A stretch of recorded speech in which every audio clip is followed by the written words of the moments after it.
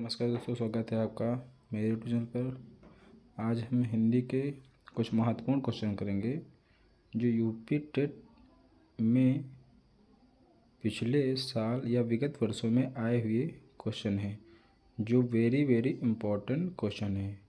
UP TET, Bihar TET, Uttarakhand TET, Rajasthan TET, Chhattisgarh TET, अन्य सभी राज्यों की टेट में आए हुए हिंदी के कुछ महत्वपूर्ण क्वेश्चन हैं जो यूपी टेट में आने की ज़्यादा से ज़्यादा संभावना है। इन क्वेश्चनों को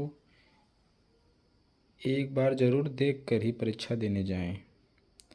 ये क्वेश्चन बहुत महत्वपूर्ण हैं। चलिए क्वेश्चन करते हैं। सूरदास ने किस भाषा में सूरसागर की रचना की? किस भाषा में की? अवधी में, ब्रज में, खड़ी बोली में, राजस्थानी में, किस में की? ब्रज भाषा में। इसका right answer option B, Braj भाषा में। यह यूपी टेट एग्ज़ाम 2014 में पूछा गया क्वेश्चन है। सूरदास ने ब्रज भाषा में सूरसागर की रचना की है। आचार्य रामचंद्र शुक्ल सूरसागर को ब्रज भाषा की पहली रचना मानते हैं। सूरसागर की रचना भागवत की पद्धति पर 12 स्कंधों में हुई है। भागवत पुराण को उपजीव्य मानकर उन्होंने राधा कृष्ण की अनेक लीलाओं का वर्णन सूरसागर में किया है। अगला क्वेश्चन है, रामचरितमानस की भाषा क्या है? ए अवधी, बी ब्रज, सी खड़ी बोली, डी भोजपुरी। यह यूपी टेट एग्जाम 2015 में पूछा गया है। इसका राइट आंसर होगा option number A, Awadhi. Hindi किस भाषा में लिखी जाती है? Option A Brahmi, B Devanagari, C Kharosthi, D Gurmukhi. यह UP TET exam first paper 2011 में पूछा गया। इसका राइट आंसर होगा option number B, Devanagari. Hindi Devanagari लिपि में लिखी जाती है। हिंदी देवनागरी लिपि में लिखी जाती है, जिसमें लेखन बाएं से दाएं होता है। देवनागरी लिपि का विकास ब्राह्मी लिपि से हुआ है। देवनागरी लिपि का विकास किससे हुआ है? ब्राह्मी लिपि से हुआ है। खरोष्टी लिपि दाएं से बाएं लिखी जाती है और देवनागरी लिपि बाएं से दाएं लिखी जाती है। अगला क्वेश्चन है, हिंदी भाषा में कितनी बोलियां हैं? A 15, B 25, C 18, D 22। यह UP TET exam first paper 2017 में पूछा गया है। हिंदी भाषा में कुल कितनी बोलियां हैं? 17 बोलियां हैं। इन बोलियों को 5 उपभाषाओं में बांटा गया है। पश्चिमी हिंदी में कौन कौन सी बोली जाती हैं? ब्रज, खड़ी बोली, बांगरू, बुंदेली, कन्नौजी। पूर्वी हिंदी में कौन कौन सी आती हैं? अवधी, बघेली, छत्तीसगढ़ी। बिहारी में कौन कौन सी आती हैं? मैथिली, मगही, भोजपुरी। और राजस्थानी में कौन कौन सी आती हैं? मारवाड़ी, हड़ौती, मेवाड़ी। पहाड़ी में कौन कौन सी आती हैं? मांडियाली, गढ़वाली, कुमाऊनी। कुछ विद्वान 18 बोलियां मानते हैं, इसीलिए इसका राइट आंसर 18 ही है। अगला क्वेश्चन है, इस देश में हिंदी भाषा का प्रयोग लिखने व बोलने में किया जाता है। किस देश में किया जाता है? ए ऑस्ट्रेलिया में, बी दक्षिणी अमेरिका में, सी पाकिस्तान में, या डी मॉरिशस में। यह उत्तर प्रदेश पुलिस परीक्षा 2006 में आया है और यूपी टेट एग्जाम 2017 में भी आया है। इसका राइट आंसर होगा option number D, Mauritius. Mauritius में हिंदी भाषा का प्रयोग लिखने व बोलने में किया जाता है। ध्यातव्य है कि पूर्वी उत्तर प्रदेश व बिहार के निवासियों को अंग्रेज गिरमिटिया मजदूर बनाकर ले गए थे। इन आदिवासी भारतीयों की आगे की पीढ़ी ने अपनी योग्यता एवं परिश्रम के बल पर उच्च पदों को हासिल किया। ज्ञात है कि मॉरिशस में अधिकांशतः भोजपुरी बोली बोली जाती है। कौन सी बोली? अधिकांशतः भोजपुरी बोली बोली जाती है। अगला क्वेश्चन है, भाषा और विचार के संबंधों की चर्चा में अग्रणी हैं। कौन है? वाइगोत्स्की, पियाजे, स्किनर या चॉम्स्की। या सीटेट या यूपी टेट एग्जाम 2016 में पूछा गया है। इसका राइट आंसर होगा ऑप्शन नंबर ए, वाइगोत्स्की। भाषा और विचार के संबंधों में चर्चा में वाइगोत्स्की अग्रणी है। वाइगोत्स्की का कहना है कि उत्तरोत्तर मानसिक विकास अंतर्वैयक्तिक संप्रेषण का परिणाम है। अगला क्वेश्चन, प्लुत स्वर कौन सा है? ए ओम, बी ओम, सी ओम, डी ओम। यूपी टेट एग्जाम 2019 में पूछा गया। इसका राइट आंसर होगा ऑप्शन नंबर ए ओम। ओम प्लुत स्वर है, शेष त्रुटिपूर्ण है। जिस स्वर के उच्चारण में ह्रस्व स्वर का तिगुना समय लगे उसे प्लुत स्वर कहते हैं। ह्रस्व स्वर का तिगुना समय लगे उसे प्लुत स्वर कैसे हैं कहते हैं। इसके लिए 3 अंक का अंक लगाया जाता है। हिंदी में सामान्यतः प्लुत का प्रयोग नहीं होता। वैदिक भाषा में एवं नाटक आदि में संवाद लिखते समय पुकारने के संदर्भ में इसका प्रयोग होता है।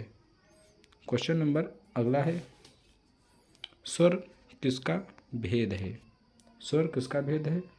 संधि का, समास का, या वर्ण का, या लिंग का? इसका राइट आंसर होगा ऑप्शन नंबर सी, स्वर वर्ण का भेद है। यह UP TET exam second paper 2018 में पूछा गया क्वेश्चन है। हिंदी वर्णमाला को 2 भागों में विभाजित किया गया है, स्वर में और व्यंजन में। संधि के 3 प्रकार हैं, स्वर संधि, व्यंजन संधि और विसर्ग संधि। किंतु केवल स्वर की बात की जाएगी तो यह वर्णों के विभाजन का ही अर्थ प्रकट करता है। अगला क्वेश्चन है, घा का उच्चारण स्थान कौन सा है?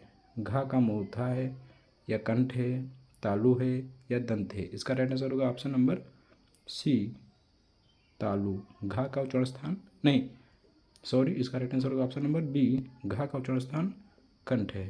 UP TET exam first paper 2013 में क्वेश्चन पूछा गया है। का वर्ग के उच्चारण कंठ से निकलते हैं, अतः घा का उच्चारण स्थान कंठ होगा। सा ध्वनि का उच्चारण स्थान क्या है? दा, अंत, मूर्धा, तालु या दंतालु? यह UP TET exam paper first 2017 में पूछा गया। इसका राइट आंसर होगा ऑप्शन नंबर सी, शा तालु का उच्चारण स्थान है। सा ध्वनि का उच्चारण स्थान तालु से किया जाता है। अगला क्वेश्चन, ढा का उच्चारण स्थान क्या है? नासिक है, कंठोष्ठ है, मूर्धन्य है, या कंठ तालव्य है? यह यूपी टेट एग्जाम 2017 में पूछा गया। इसका राइट आंसर होगा ऑप्शन नंबर सी, मूर्धन्य। ढा, टा वर्ग का उच्चारण स्थान मूर्धन्य है। अगला क्वेश्चन है, टा वर्ग का उच्चारण स्थान क्या है? कंठोर तालु, ओष्ठ, मूर्धा या दंत? यह Bihar TET exam first paper 2012 में पूछा गया है। इसका राइट आंसर होगा ऑप्शन नंबर सी, टा वर्ग का उच्चारण स्थान मूर्धा है। टा वर्ग का उच्चारण स्थान मूर्धा होता है। इस वर्ग में टा, ठा, डा, ढा, ड़ा आते हैं। अगला क्वेश्चन देखिए, यही क्वेश्चन कितनी बार रिपीट हो रहा है। दोस्तों ये क्वेश्चन सारे इंपॉर्टेंट हैं। चैनल को सब्सक्राइब जरूर करना और वीडियो को ज़्यादा से ज़्यादा देखना ताकि हिंदी में एको भी क्वेश्चन ना छूटने पाए। टा वर्ग किस प्रकार का व्यंजन है? किस प्रकार का व्यंजन है? मूर्धा।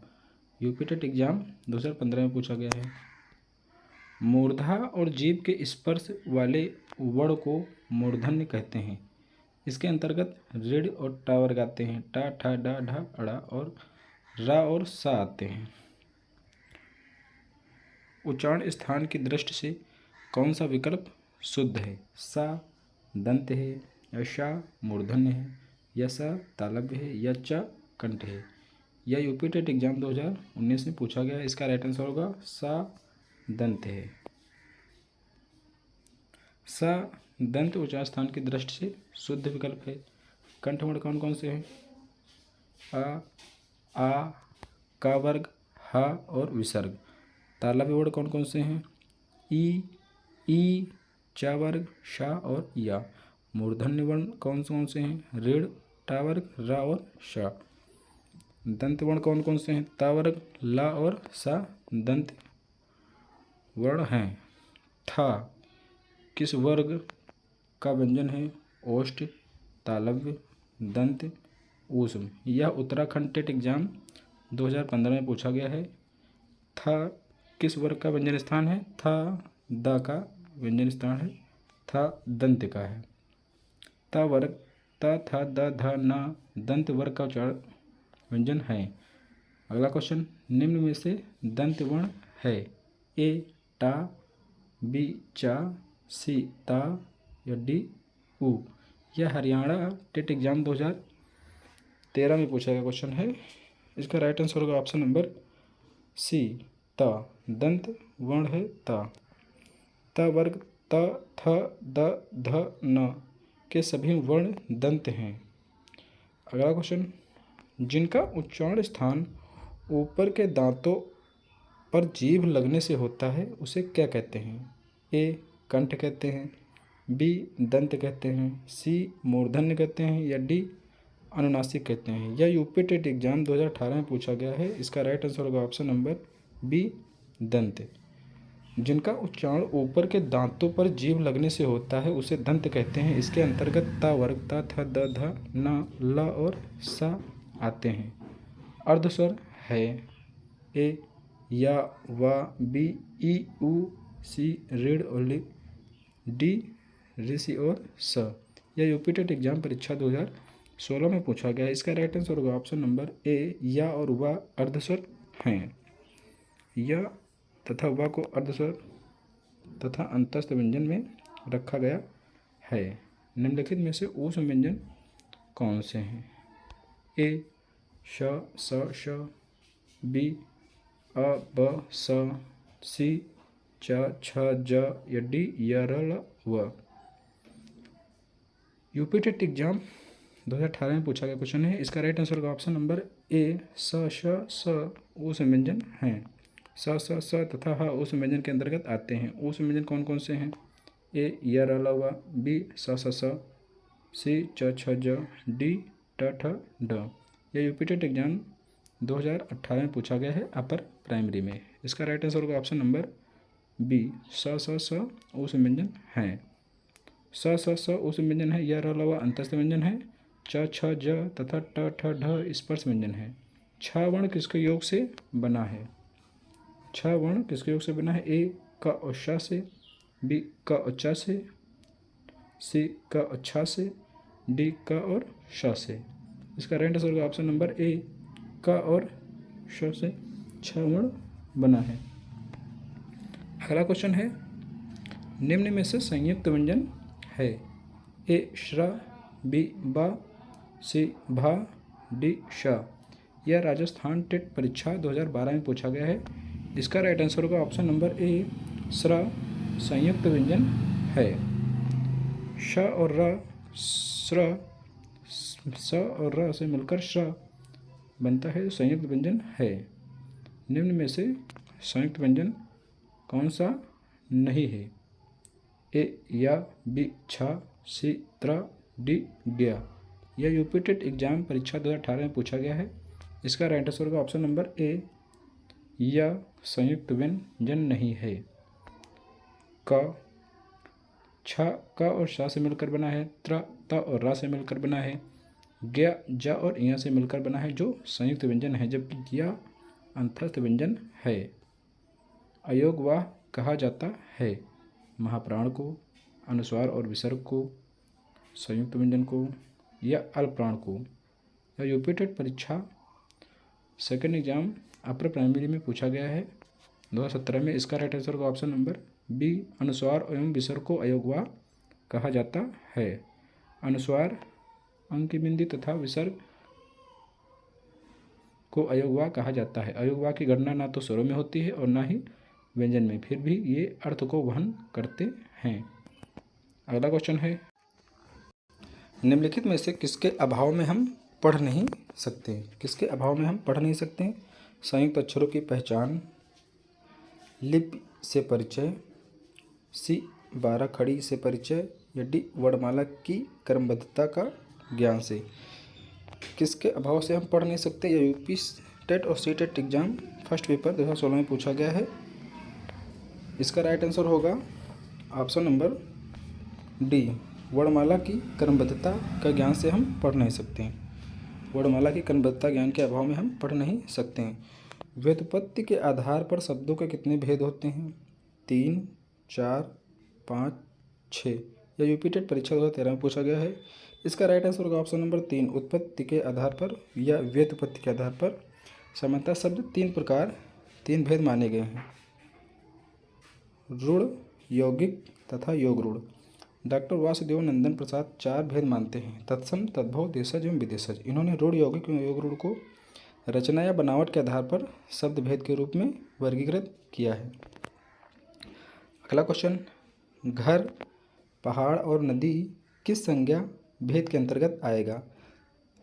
द्रव्यवाचक संज्ञा, जातिवाचक संज्ञा, भाववाचक संज्ञा या गुणवाचक संज्ञा। यह यूपी टेट परीक्षा 2021 में आया हुआ क्वेश्चन है, जो परीक्षा निरस्त हो गई थी। इसका राइट आंसर होगा ऑप्शन नंबर बी, जातिवाचक संज्ञा। घर, पहाड़ और नदी जातिवाचक संज्ञा के अंतर्गत आते हैं।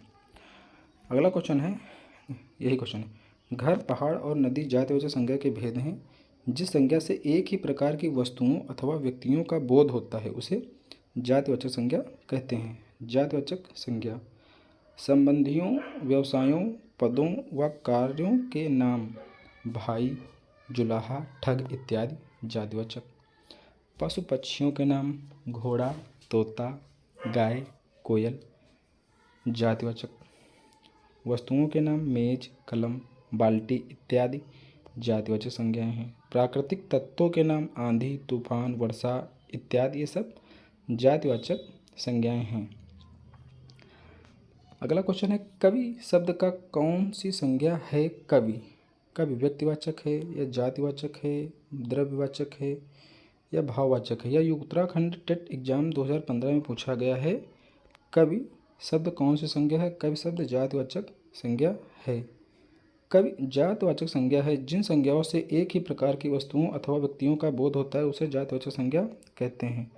अगला क्वेश्चन है, निजित्व संज्ञा शब्द है व्यक्तिवाचक, भाववाचक, द्रव्यवाचक या जातिवाचक? यह हरियाणा टेट एग्जाम 2013 में पूछा गया है। इसका राइट आंसर होगा ऑप्शन नंबर बी, निजित्व भाववाचक संज्ञा है। निजित्व भाववाचक संज्ञा शब्द है जो निज सर्वनाम से बना है। भाववाचक संज्ञा के निर्माण हेतु कुछ नियम दिए हुए हैं। जातिवाचक संज्ञा से, जैसे पंडित से पंडिताई, विशेषण से मीठा से मिठास, सर्वनाम से निज से निजित्व, क्रिया से दौड़ना से दौड़, अव्यय से वाह वाह से वाह वाही। पशुता शब्द उदाहरण है। पशुता शब्द उदाहरण है व्यक्तिवाचक संज्ञा का, द्रव्यवाचक संज्ञा का, भाववाचक संज्ञा का या जातिवाचक संज्ञा का। यह छत्तीसगढ़ टेट एग्जाम परीक्षा 2011 में पूछा गया। इसका राइट आंसर होगा ऑप्शन नंबर बी, सी, पशुता भाववाचक संज्ञा है। पशुता भाववाचक संज्ञा है जिन संज्ञा शब्दों से किसी प्राणी या वस्तु की स्थिति, भाव और दशा आदि का पता चलता है उन्हें भाववाचक संज्ञा कहते हैं। क्रिया से बनने वाली भाववाचक संज्ञा, थकावट, बुराई, आलस्य, बुढ़ापा। यह उत्तराखंड टेट एग्जाम 2015 में पूछा गया है। क्रिया से बनने वाली भाववाचक संज्ञा थकावट। इसका राइट आंसर है ऑप्शन नंबर ए, थकान से थकावट। क्रिया से बनने वाली भाववाचक संज्ञा थकावट है। इसके अतिरिक्त घबराहट, चढ़ाई, सजावट, बहाव तथा दौड़ क्रिया से बनने वाली भाववाचक संज्ञाएं हैं। घबराना से घबराहट, चढ़ना से चढ़ाई, सजना से सजावट, बहना से बहाव, दौड़ना से दौड़ भाववाचक संज्ञाएं हैं। अगला क्वेश्चन, मानव शब्द के लिए उपयुक्त भाववाचक संज्ञा का चयन कीजिए। मनस्वी, मानवता, मनुष्यत्व या आदमीयत। यह उत्तराखंड परीक्षा 2011 में पूछा गया क्वेश्चन है। इसका राइट आंसर होगा ऑप्शन नंबर बी, मानव से मानवता भाववाचक संज्ञा बनी है। मानव शब्द के लिए उपयुक्त भाववाचक संज्ञा मानवता है। शेष का विवरण निम्नवत है। कुछ शब्द दिए हैं, इनके कुछ मूल शब्द हैं और कुछ कोटि विशेषण हैं और कुछ प्रत्यय हैं। मनस्वी मूल शब्द मनस, यह विशेषण है, इसमें प्रत्यय जुड़ा है वी। मनस्वी का अर्थ होता है समझदार। मानवता का मूल शब्द मानव है, भाववाचक संज्ञा है मानवता, इसमें प्रत्यय है ता। मनुष्यत्व का मूल शब्द मनुष्य है, भाववाचक संज्ञा बना है मनुष्यत्व, इसमें प्रत्यय है त्व। आदमीयत मूल शब्द आदमी है, भाववाचक संज्ञा है आदमीयत और प्रत्यय है यत। निम्न में से भाववाचक संज्ञा है। भाववाचक संज्ञा है पराया, अपना, जागरण या सभ्य। यह हरियाणा टेट एग्जाम 2012 में पूछा गया प्रश्न है। इसका राइट आंसर होगा ऑप्शन नंबर सी, जागरण। जागरण भाववाचक संज्ञा है। यह विशेषण शब्द जागृत से बना है। हरियाली है जातिवाचक है, समूहवाचक है, भाववाचक है या विशेषण है। यह उत्तराखंड एग्जाम 2013 में पूछा गया है। इसका राइट आंसर होगा ऑप्शन नंबर सी, भाववाचक संज्ञा। हरियाली भाववाचक संज्ञा है।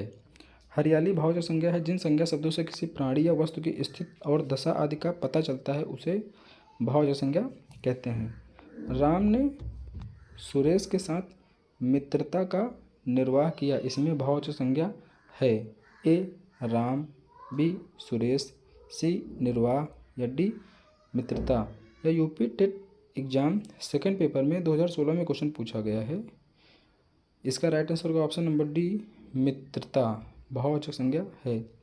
राम ने सुरेश के साथ मित्रता का निर्वाह किया। इस वाक्य में भाववाचक संज्ञा मित्रता है।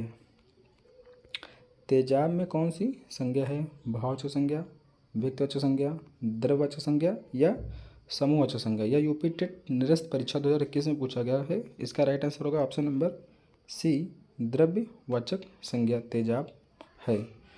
तेजाब शब्द में द्रव्यवाचक संज्ञा है वस्तुतः जिस संज्ञा से नाप तौल वाली वस्तुओं का बोध होता है उसे द्रव्यवाचक संज्ञा कहते हैं।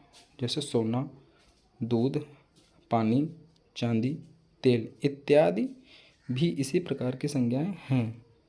अगला क्वेश्चन, लंका का राजा रावण बहुत विद्वान था। इस वाक्य में रेखांकित अंश है लंका का राजा रावण।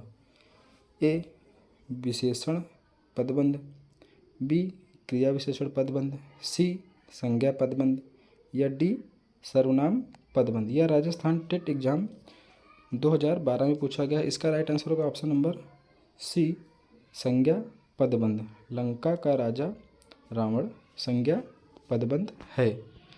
उपर्युक्त वाक्य लंका का राजा रावण बहुत विद्वान था में रेखांकित अंश संज्ञा पदबंध है। हिंदी में कितने लिंगों का प्रयोग होता है? 1, 2, 3 या इनमें से सभी। यह बिहार टेट एग्जाम पेपर 2012 में पूछा गया क्वेश्चन है कि हिंदी में लिंग कितने प्रकार के होते हैं, कितने लिंगों का प्रयोग होता है। इसका राइट आंसर होगा ऑप्शन नंबर बी, 2 प्रकार के। हिंदी भाषा में लिंग के 2 भेद स्वीकार किए गए हैं। नंबर 1 पुल्लिंग, नंबर 2 स्त्रीलिंग। पुल्लिंग संज्ञा के जिस रूप से नर जाति का बोध हो उसे पुल्लिंग कहते हैं। नंबर 2 स्त्रीलिंग संज्ञा के जिस रूप से मादा जाति का बोध हो उसे स्त्रीलिंग कहते हैं।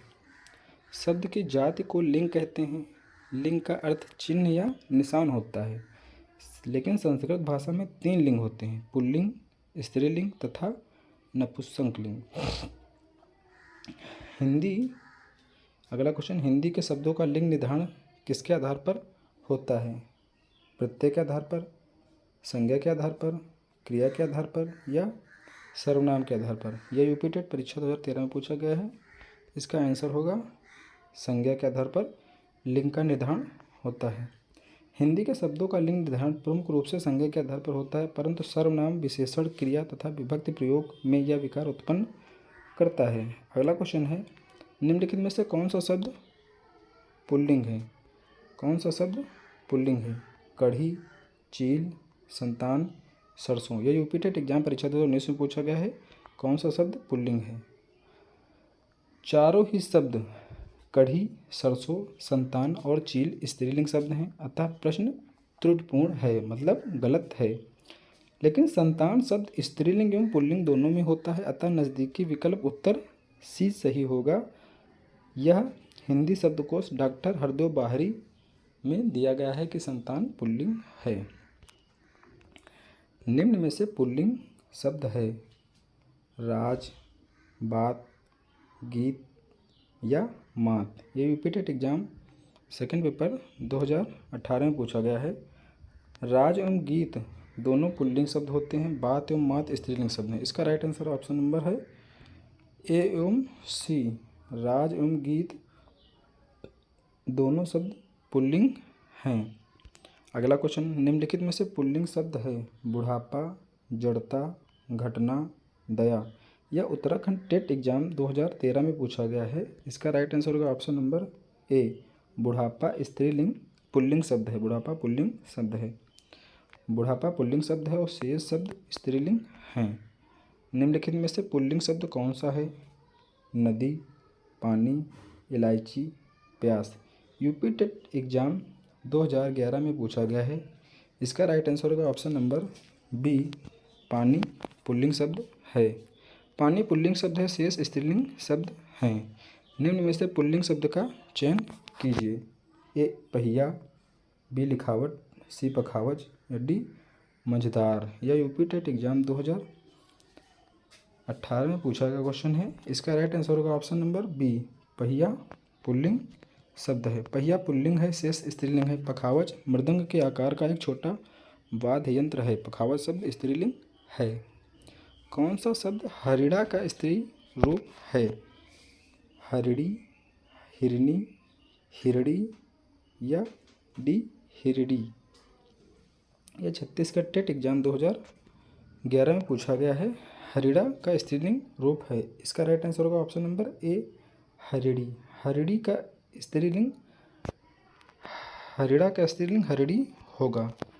क्वेश्चन नंबर अगला है, कवि शब्द का स्त्रीलिंग रूप होगा? कवित्री, कवि, कवयित्री या कवयत्री। यह राजस्थान टेट एग्जाम 2011 में, यूपी टेट एग्जाम 2013 में, उत्तराखंड एग्जाम 2011 में और पीजीटी परीक्षा 2002 में और पीजीटी परीक्षा 2005 में और बिहार पुलिस कांस्टेबल परीक्षा 2017 में पूछा गया है। इसका राइट आंसर होगा ऑप्शन नंबर सी, कवि शब्द का स्त्रीलिंग रूप कवयित्री होगा। अगला क्वेश्चन है, दाता शब्द का स्त्रीलिंग क्या है? दाती, दात्र, दात्री या धात्री। यह यूपी टेट एग्जाम 2011 में पूछा गया क्वेश्चन है। इसका राइट आंसर होगा ऑप्शन नंबर सी, दाता का स्त्रीलिंग दात्री होगा। अगला क्वेश्चन, हिंदी के शब्द का लिंग निर्धारण किसके आधार पर होता है? प्रत्यय के आधार पर, संज्ञा के आधार पर, क्रिया के आधार पर या सर्वनाम के आधार पर। इसका राइट आंसर होगा ऑप्शन नंबर बी, संज्ञा के आधार पर लिंग का निर्धारण होता है। हिंदी के शब्दों का लिंग निर्धारण प्रमुख रूप से संज्ञा के आधार पर होता है, परंतु सर्वनाम, विशेषण, क्रिया तथा विभक्ति प्रयोग में यह विकार उत्पन्न होता है। अगला क्वेश्चन है, हिंदी में वचन होते हैं? 3 होते हैं, 5 होते हैं, 2 होते हैं, 4 होते हैं। यह यूपी SSC एग्जाम 2016, पीजीटी परीक्षा 2005 और राजस्थान टेट एग्जाम 2011 में पूछा गया है कि हिंदी में वचन कितने होते हैं? 2 होते हैं। हिंदी में वचन 2 होते हैं, एक वचन तथा बहुवचन। वचन विभक्तिक और अविभक्तिक रूपों में भिन्न भिन्न हो सकते हैं, जैसे लता का लताओं, विभक्तिक विभक्त सहित तथा लता लताएं, अविभक्तिक निर्विभक्तिक। अगला क्वेश्चन, हिंदी में मैं का बहुवचन है? ए हम दोनों, हम सब, हम लोग। इसका राइट आंसर होगा ऑप्शन नंबर ए, हम। यह यूपी SSC कनिष्ठ सहायक द्वितीय पाली 2019 में पूछा गया है। राजस्थान टेट एग्जाम 2011 में पूछा गया है। पीजीटी परीक्षा 2005 में पूछा गया है। अगला क्वेश्चन, हिंदी में मैं का बहुवचन हम होता है। मैं तथा हम उत्तम पुरुष सर्वनाम हैं। अगला है क्वेश्चन, निम्नलिखित में से किसका प्रयोग केवल बहुवचन में होता है? किसका प्रयोग केवल बहुवचन में होता है? पाठक का, प्राण का, नदी का या स्त्री का। इसका राइट आंसर होगा ऑप्शन नंबर बी, प्राण का प्रयोग केवल बहुवचन में होता है। यह UP SSC J exam 2018, police constable UP 2018, GIC प्रवक्ता परीक्षा 2017, यूपी SSC लेखाकार परीक्षक 2016, यूपी SSC युवा कल्याण विकास दल अधिकारी परीक्षा 2018, यूपी टेट परीक्षा 2001 में क्वेश्चन पूछा गया है कि कौन सा जो शब्द है इसका केवल बहुवचन में प्रयोग होता है? तो प्राण है। प्राण शब्द का प्रयोग केवल बहुवचन में होता है। वस्तुतः जिन शब्दों से बहुत सी वस्तुओं का बोध होता है उसे बहुवचन कहते हैं, जैसे घोड़े, तिथियाँ, नज़दीकियाँ, नदियाँ, वस्तुएं आदि। दोस्तों, अगर यह वीडियो देख लेंगे तो हिंदी में 30 में से कम 22+ क्वेश्चन आने की संभावना है। अगला क्वेश्चन है कि आगरा का बहुवचन होगा आगरे, आगरों, आगरें, या डी बहुवचन नहीं होगा। यह राजस्थान टेट एग्जाम 2011 में पूछा गया क्वेश्चन है। इसका राइट आंसर होगा ऑप्शन नंबर डी, बहुवचन नहीं होगा। आगरा व्यक्तिवाचक संज्ञा है। व्यक्तिवाचक संज्ञा सदैव एक वचन में ही प्रयुक्त होती है, इसका बहुवचन नहीं होगा। अगला क्वेश्चन है वह स्वतः ही जान जाएगा में वह सर्वनाम है। पुरुषवाचक सर्वनाम, निजवाचक सर्वनाम, संबंधवाचक सर्वनाम या अनिश्चयवाचक सर्वनाम। यह राजस्थान टेट एग्जाम 2011 में पूछा गया है। इसका राइट आंसर होगा ऑप्शन नंबर बी, निजवाचक सर्वनाम। वह निजवाचक सर्वनाम है। वह स्वतः ही जान जाएगा में वह निजवाचक सर्वनाम है। अगला क्वेश्चन, उसने कुछ नहीं खाया में कुछ किस सर्वनाम का बोधक है। प्रश्नवाचक सर्वनाम, संबंधवाचक सर्वनाम, निजवाचक सर्वनाम या अनिश्चयवाचक सर्वनाम। यह यूपी टेट 2021 में पूछा गया जो परीक्षा निरस्त हो गई थी। इसका राइट आंसर होगा ऑप्शन नंबर डी, अनिश्चयवाचक सर्वनाम। उसने कुछ नहीं खाया वाक्य में अनिश्चयवाचक सर्वनाम है। जिस सर्वनाम से किसी निश्चित वस्तु या बात का बोध नहीं हो रहा हो उसे अनिश्चयवाचक सर्वनाम कहते हैं। जैसे कोई, कुछ इत्यादि से युक्त वाक्यों में अनिश्चयवाचक सर्वनाम होगा। कुछ महत्वपूर्ण तथ्य हैं। प्रश्नवाचक सर्वनाम, प्रश्न करने से जिन सर्वनामों का प्रयोग किया जाए तो उसे प्रश्नवाचक सर्वनाम कहते हैं। संबंधवाचक सर्वनाम में जो, सो इत्यादि से जब वाक्यों को जोड़ा जाए तो संबंधवाचक सर्वनाम होता है। निजवाचक सर्वनाम में आप ही इत्यादि का प्रयोग जब वाक्यों में होता है तो वहाँ निजवाचक सर्वनाम होता है। अगला क्वेश्चन, आप भला तो जग भला वाक्य में रेखांकित शब्द कौन सा सर्वनाम है। पुरुषवाचक, निजवाचक, निश्चयवाचक या अनिश्चयवाचक। यह यूपी SSC अवर अधीनस्थ सेवा परीक्षा 2019 और यूपी टेट एग्जाम 2019 में पूछा गया है कि आप कौन सा शब्द है। यह निजवाचक सर्वनाम है। आप भला तो जग भला वाक्य में निजवाचक सर्वनाम के भेद का बोध होता है। आप निजवाचक सर्वनाम का उदाहरण है। पुरुषवाचक के मध्यम पुरुष वाले आप से इसका प्रयोग बिल्कुल अलग है। निजवाचक सर्वनाम कर्ता का बोधक है पर स्वयं कर्ता का काम नहीं करता। निजवाचक आप का प्रयोग किसी संज्ञा सर्वनाम के अवधारण मतलब निश्चय के लिए होता है। यहाँ आप का प्रयोग सर्वसाधारण के निर्धारण के लिए हुआ है। अगला क्वेश्चन, मैं यह काम अपने आप ही कर दूंगा, अपने आप ही कर लूँगा। इसका राइट आंसर क्या होगा। ए, निश्चयवाचक सर्वनाम, बी, निजवाचक सर्वनाम, सी, पुरुषवाचक सर्वनाम और डी इनमें से कोई नहीं। यह छत्तीसगढ़ टेट एग्जाम 2014 में पूछा गया है। इसका राइट आंसर होगा ऑप्शन नंबर बी, निजवाचक सर्वनाम, अपने आप। निजवाचक सर्वनाम हमारे दूसरे सर्वनाम शब्दों के साथ ही आता है तथा दोनों लिंगों और दोनों वचनों में समान रहते हैं। निजवाचक सर्वनाम शब्द हैं आप, अपने आप ही, स्वयं या खुद। यह निजवाचक सर्वनाम शब्द हैं। अगला क्वेश्चन है अग्नि का विशेषण क्या है। अग्नि है, आग्नेय है, अज्ञेय है या आग है। यह यूपी टेट परीक्षा 2021 में पूछा गया जो परीक्षा निरस्त हो गई थी। इसका राइट आंसर होगा ऑप्शन नंबर बी, आग्नेय। अग्नि का विशेषण आग्नेय होता है। आग तद्भव शब्द है तथा अग्नि तत्सम शब्द है। आग का भी विशेषण आग्नेय ही होता है। कुछ महत्वपूर्ण शब्दों के विशेषण हैं जैसे अध्ययन का अधीत, अंतर का आंतरिक, इंद्र का ऐन्द्र, स्वाद का स्वादु विशेषण है। अगला क्वेश्चन है कबीर कल बहुत सुंदर दिख रहा था। कबीर कल बहुत सुंदर दिख रहा था। उपरोक्त वाक्य में रेखांकित शब्द व्याकरण की दृष्टि से क्या है। संज्ञा है, सर्वनाम है, कारक है, विशेषण है। यह छत्तीसगढ़ टेट एग्जाम 2011 में पूछा गया है। इसका आंसर होगा डी, विशेषण। सुंदर जो है कबीर की विशेषता बता रहा है कि वह सुंदर दिख रहा है। बहुत क्या है, बहुत प्रविशेषण है। जो विशेषण की विशेषता बताए उसे प्रविशेषण कहते हैं। उपर्युक्त वाक्य में रेखांकित शब्द सुंदर विशेषण है। बहुत शब्द प्रविशेषण है। जो विशेषण शब्द सुंदर की विशेषता बता रहा है, वस्तुतः विशेषण की भी विशेषता बताने वाले को प्रविशेषण कहते हैं। अगला क्वेश्चन, बुद्धिहीन शब्द व्याकरण की दृष्टि से किस संवर्ग में है?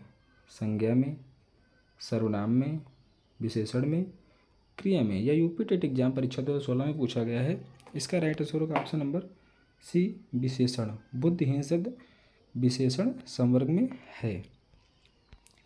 बुद्धिहीन शब्द व्याकरण की दृष्टि से विशेषण संवर्ग में आता है। अगला क्वेश्चन है, प्रखर शब्द है, संज्ञा है, प्रविशेषण है, क्रिया विशेषण है या विशेषण है? प्रखर शब्द क्या है? विशेषण है। यह बिहार टेट परीक्षा 2012 में पूछा गया क्वेश्चन है। प्रखर शब्द विशेषण है। जो शब्द संज्ञा या सर्वनाम की विशेषता बताता है उसे विशेषण कहते हैं। अगला क्वेश्चन, पापी में कौन सा विशेषण है? संख्यावाचक विशेषण, सार्वनामिक विशेषण, गुणवाचक विशेषण या परिणामवाचक विशेषण? इसका राइट आंसर होगा ऑप्शन नंबर सी, पापी गुणवाचक विशेषण है। यह यूपी टेट एग्जाम 2014 में पूछा गया है। पापी गुणवाचक विशेषण है। झूठा, सच्चा, दानी, न्यायी, दुष्ट इत्यादि भी गुणवाचक विशेषण हैं। निम्न में से किस वाक्य में विशेषण का प्रयोग हुआ है? राम जाता है, सीता फल खाती है, मेरी गाय काली है, जल्दी उठना स्वास्थ्यवर्धक होता है। यह यूपी टेट एग्जाम परीक्षा 2014 में पूछा गया है। इसका राइट आंसर होगा ऑप्शन नंबर सी, मेरी गाय काली है। गाय कैसी है? गाय काली है। यहाँ पर काली शब्द विशेषण बता रहा है गाय की। उपरोक्त वाक्यों में से मेरी गाय काली है वाक्य में गुणवाचक विशेषण का प्रयोग हुआ है। वस्तुतः जिस शब्द से संज्ञा का गुण, दशा, स्वभाव इत्यादि लक्षित हो रहा हो उसे गुणवाचक विशेषण कहते हैं। गुणवाचक विशेषण के कुछ प्रमुख शब्द दिए हैं। रंगों के नाम, लाल, काला, नीला, पीला इत्यादि गुणवाचक हैं। दशासूचक, गीला, सूखा, रोगी, मोटा इत्यादि। गुणवाचक, भला, बुरा, उचित, अनुचित इत्यादि। आकारवाचक, गोल, चौकोर, लंबा इत्यादि। कालसूचक, नया, वर्तमान, पिछला इत्यादि। यह सब शब्द गुणवाचक विशेषण हैं। अगला क्वेश्चन, निम्नलिखित विकल्पों में से किस विकल्प में विशेषण का निर्देश अशुद्ध है? अशुद्ध मतलब गलत है। ए दूसरा, बी दूसरा क्रमवाचक विशेषण, 2.5 अपूर्णांक बोधक, 26 पूर्णांक बोधक, वह नौकर कोई विशेषण नहीं।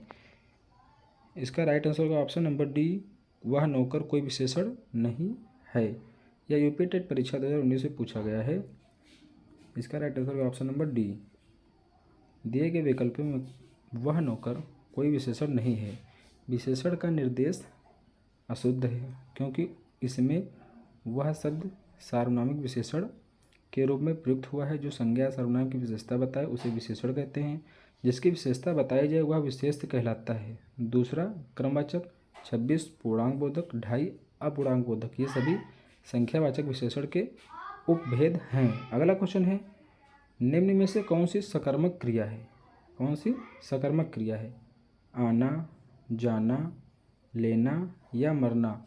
यह हरियाणा टेट एग्जाम 2013 में पूछा गया है। इसका राइट आंसर का ऑप्शन नंबर सी, लेना सकर्मक क्रिया है। लेना सकर्मक क्रिया है जबकि आना, जाना, मरना अकर्मक क्रियाएं हैं। अगला क्वेश्चन है, निम्न विकल्पों में से सकर्मक क्रिया का चयन कीजिए। ए लेटना, बी छूटना, सी पिघलना या डी तड़पाना। यह उत्तराखंड टेट परीक्षा 2011 में पूछा गया है। सकर्मक क्रिया कौन सी है? सकर्मक क्रिया डी है, तड़पाना। तड़पाना सकर्मक क्रिया है। सकर्मक क्रिया में क्रिया का फल कर्म पर पड़ता है जो सकर्मक कहलाती है। अगला क्वेश्चन है, वह खेल रहा है में किस प्रकार की क्रिया है? कृदंत, अकर्मक, सकर्मक, संयुक्त क्रिया। यह यूपी टेट 2021 में हुआ था, जो परीक्षा निरस्त हो गई थी। इसका राइट आंसर होगा ऑप्शन नंबर बी, वह खेल रहा है। सकर्मक क्रिया है, अकर्मक क्रिया है। वह खेल रहा है वाक्य अकर्मक क्रिया का उदाहरण है। वस्तुतः जिन क्रियाओं का व्यापार और फल कर्ता पर हो उसे अकर्मक क्रिया कहते हैं। सकर्मक तथा अकर्मक क्रिया की पहचान हो तो क्या, किसे, किसको आदि प्रश्नवाचक तरीकों का प्रयोग किया जा सकता है। यदि इन प्रश्नों का उत्तर मिलता है तो सकर्मक क्रिया, और ना उत्तर मिले तो अकर्मक क्रिया होती है। वह खेल रहा है, खेल रहा है, क्या खेल रहा है, खेल खेल रहा है। निम्नलिखित वाक्यों में अकर्मक क्रियार्थक वाक्य है। बूंद बूंद से घड़ा भर जाता है, इस टब को पानी से भर दो, माँ बेटे को खाना खिला रही है, चाचा जी ने मुझे पत्र लिखा है। यह छत्तीसगढ़ टेट एग्ज़ाम 2011 में पूछा गया है। इसका राइट आंसर होगा ऑप्शन नंबर ए, बूंद बूंद से घड़ा भरता है। अकर्मक क्रियार्थक है, अकर्मक क्रिया है। बूंद बूंद से घड़ा भरता है, किससे भरता है, बूंद बूंद से, मतलब इसका अकर्मक क्रिया होगी। बूंद बूंद से घड़ा भर जाता है, यह अकर्मक क्रियार्थक वाक्य है। अकर्मक क्रिया वाले वाक्य में कर्म की अपेक्षा नहीं होती। कुछ क्रियाओं में सकर्मक तथा अकर्मक दोनों रूपों का प्रयोग होता है, जैसे घड़ा भरता है अकर्मक है, और महरी घड़ा भरती है सकर्मक है। घड़ा भरता है अकर्मक है, कौन भरता है पता नहीं, इसीलिए अकर्मक है। लेकिन महरी घड़ा भरती है सकर्मक है, कौन भरता है, महरी भरती है। अगला क्वेश्चन, जब कर्ता एक क्रिया समाप्त करके दूसरी क्रिया में संलग्न होता है तो पहली क्रिया क्या कहलाती है। ए पूर्वकालिक क्रिया, बी नामबोधक क्रिया, सी इच्छाबोधक क्रिया, या डी सहायक क्रिया। यह यूपी टेट निरस्त परीक्षा 2021 में पूछा गया है। इसका राइट आंसर होगा ऑप्शन नंबर ए, पूर्वकालिक क्रिया। जब कर्ता एक क्रिया समाप्त करके दूसरी क्रिया में संलग्न होता है तो पहली क्रिया पूर्वकालिक क्रिया कहलाती है। जैसे उसने नहाकर भोजन किया, क्या करके, नहाकर भोजन किया। कुछ तथ्य दिए हुए हैं। नामबोधक क्रिया, संज्ञा अथवा विशेषण के साथ क्रिया जोड़ने से जो संयुक्त क्रिया बनती है उसे नामबोधक क्रिया कहते हैं। जैसे निराश होना। इच्छाबोधक क्रिया, क्रिया करने की इच्छा प्रकट होना। सहायक क्रिया, मुख्य क्रिया के रूप में अर्थ को स्पष्ट और पूरा करने हेतु प्रयुक्त किया। उसने नहाकर भोजन किया। इस वाक्य में नहाकर निम्नलिखित में से किस क्रिया का उदाहरण है। ए संयुक्त क्रिया, बी प्रेरणार्थक क्रिया, या सी द्विक्रमक क्रिया, या डी पूर्वकालिक क्रिया। इसका राइट आंसर होगा ऑप्शन नंबर डी, पूर्वकालिक क्रिया। यह यूपी टेट एग्जाम 2017 में पूछा गया क्वेश्चन है। प्रस्तुत वाक्य में पूर्वकालिक क्रिया का प्रयोग किया गया है जब कर्ता एक क्रिया को पूर्ण करके तत्काल दूसरी क्रिया प्रारंभ करता है तो वहाँ पूर्वकालिक क्रिया होती है। अगला क्वेश्चन, संयुक्त क्रिया का उदाहरण कौन सा है। संयुक्त क्रिया का उदाहरण कौन सा है। ए रस्सी जल गई, बी सीमा पढ़ रही है, सी तुम प्रतिदिन पढ़ने आया करो, या डी बच्चा सोता है। यह राजस्थान टेट परीक्षा 2011 में पूछा गया है। इसका राइट आंसर होगा ऑप्शन नंबर सी, तुम प्रतिदिन पढ़ने आया करो में संयुक्त क्रिया का उदाहरण है। तुम प्रतिदिन पढ़ने आया करो में संयुक्त क्रिया है। संयुक्त क्रिया में प्रायः पहली क्रिया प्रधान होती है और दूसरी उसके अर्थ में विशेषता उत्पन्न करती है। अगला क्वेश्चन है, कारक के भेद कितने होते हैं। 5 होते हैं, 6 होते हैं, 7 होते हैं, या 8 होते हैं। यह यूपी टेट परीक्षा 2004 में पूछा गया है। यूपी पीजीटी परीक्षा 2004 में पूछा गया। यूपी टेट 2013 में क्वेश्चन रिपीट हुआ है। इसका राइट आंसर का ऑप्शन नंबर डी, कारक के भेद 8 होते हैं। संज्ञा सर्वनाम के जिस रूप से वाक्य के अन्य शब्दों के साथ उसके संबंध का बोध होता है उसे कारक कहते हैं। हिंदी में कारकों की संख्या 8 मानी गई है। कर्ता, कर्म, करण, संप्रदान, अपादान, संबंध, अधिकरण तथा संबोधन। जबकि संस्कृत साहित्य में 6 कारक माने जाते हैं जिसमें संबंध और संबोधन की गणना नहीं होती है। संबोधन और संबंध की गणना नहीं होती है।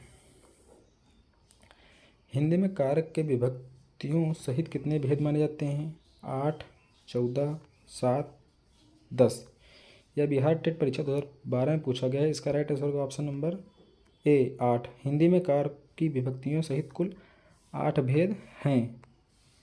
अगला क्वेश्चन, कर्म कारक के लिए प्रयुक्त होने वाला चिन्ह है। ए ने, बी के लिए, सी से, या डी को। इसका राइट आंसर होगा ऑप्शन नंबर डी, को शब्द या चिन्ह प्रयुक्त होता है। यह टीजीटी परीक्षा 2009 में और बिहार टेट परीक्षा 2012 में और जीआईसी प्रयोक्ता परीक्षा 2012 में पूछा गया है। अगला क्वेश्चन नहीं, इसका विश्लेषण पढ़ते हैं। किसी वाक्य में प्रयोग किए गए पदार्थों में जिसको कर्ता सबसे अधिक चाहता है उसे कर्म कारक कहते हैं। पाणिनि ने कर्म कारक की परिभाषा इस प्रकार दी है, जिस वस्तु या पुरुष के ऊपर क्रिया का फल समाप्त होता है उसे कर्म कारक कहते हैं। अगला क्वेश्चन है, को से किस कारक चिन्ह का बोध होता है? ए कर्म कारक, बी करण कारक, सी संप्रदान कारक या डी अधिकरण कारक। यह यूपी टेट एग्जाम परीक्षा 2014 में पूछा गया क्वेश्चन है। इसका राइट आंसर होगा ऑप्शन नंबर ए, को कर्म कारक चिन्ह का बोध कराता है। कर्म कारक का चिन्ह को होता है, संप्रदान कारक का चिन्ह को के लिए होता है। अगला क्वेश्चन, सेवा सत्कार से आदर बढ़ता है, इस वाक्य में कारक है कर्म कारक, करण कारक, अधिकरण कारक या अपादान कारक। इसका राइट आंसर का ऑप्शन नंबर बी, करण कारक। छत्तीसगढ़ टेट एग्जाम परीक्षा 2014 में पूछा गया क्वेश्चन है। अगला क्वेश्चन है, सेवा सत्कार से आदर बढ़ता है, इस वाक्य में कर्ण कारक है। से विभक्ति निम्न में से किस कारक के लिए प्रयुक्त होता है? ए कर्ता, बी कर्म, सी संप्रदान, डी करण। यूपी टेट एग्जाम परीक्षा 2017 में पूछा गया है। इसका राइट आंसर होगा ऑप्शन नंबर डी, करण। से विभक्ति निम्न चिन्ह का प्रयोग करता है। से विभक्ति करण कारक के लिए प्रयुक्त होता है। करण कारक हेतु के द्वारा विभक्ति चिन्ह का भी प्रयोग होता है। निम्न में से किस वाक्य में संप्रदान कारक है? किस वाक्य में संप्रदान कारक है? या राजस्थान परीक्षा 2011 में पूछा गया है। मेरा घर स्टेशन से बहुत दूर है, राम घर पर सो रहा है, राजा ने निर्धनों को कंबल दिए, या डी निसार खेल रहा है। इसका राइट आंसर होगा ऑप्शन नंबर सी, राजा ने निर्धनों को कंबल दिए। यहाँ संप्रदान कारक होगा। जब किसी के लिए कोई क्रिया की जाती है तो वहाँ संप्रदान कारक होता है। विकल्प सी में प्रस्तुत वाक्य से यह ज्ञात होता है कि राजा निर्धनों के लिए कंबल दे रहा है, अतः यहाँ संप्रदान कारक होगा। बिल्ली छत से कूद पड़ी, अधिकरण कारक, कर्म कारक, संप्रदान कारक या अपादान कारक। दोस्तों इसका राइट आंसर का ऑप्शन नंबर डी, अपादान कारक। बिल्ली छत से कूद पड़ी मतलब बिल्ली छत से कूद रही है, छत से अलग हो रही है, इसीलिए यहाँ अपादान कारक होगा। यह यूपी टेट एग्जाम परीक्षा 2011 में पूछा गया क्वेश्चन है। उपर्युक्त वाक्य में बिल्ली का छत से अलग होने के कारण यहाँ अपादान कारक है। अपादान कारक का चिन्ह या प्रसर्ग से अलग होने के अर्थ में होता है। छत से ईंट गिरी, अपादान, संबंध, अधिकरण या संप्रदान। यह यूपी टेट परीक्षा 2016 में पूछा क्वेश्चन है। इसका राइट आंसर का ऑप्शन नंबर ए, अपादान। छत से ईंट गिरी, छत से ईंट अलग हो रही है, इसीलिए यहाँ अपादान कारक है। जहाँ अलगाव का भेद उत्पन्न हो वहाँ अपादान कारक होता है। उपर्युक्त वाक्य छत से ईंट गिरी से अलग होने का अर्थबोध होता है, अतः यहाँ अपादान कारक है। अगला क्वेश्चन, पेड़ से बंदर कूदा।